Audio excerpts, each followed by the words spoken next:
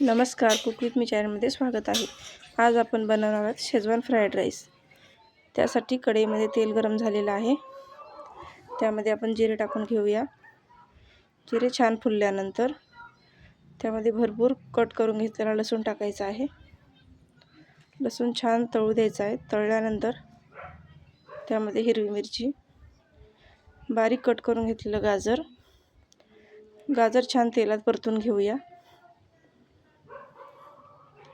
त्यानंतर बारीक चिरून घेतलेली कोबी,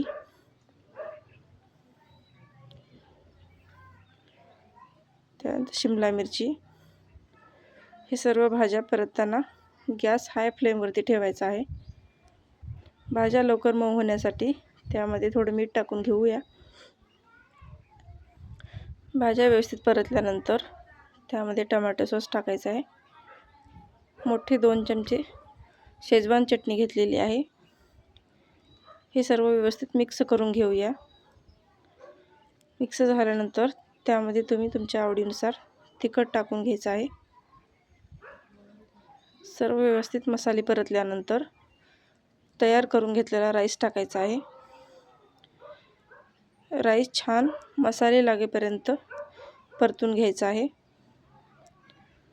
व्यवस्थित परतल्यानंतर त्यावरून कट करून घेतलेली कोथिंबीर टाकून व्यवस्थित मिक्स करून घेऊया। तुम्ही बघू शकता की भात किती मोकळा झालेला आहे। चला तर मग सर्व करूयात। रेसिपी आवडली तर लाईक करा, शेअर करा। माझ्या चॅनलवरती नवीन असाल तर सबस्क्राईब करा।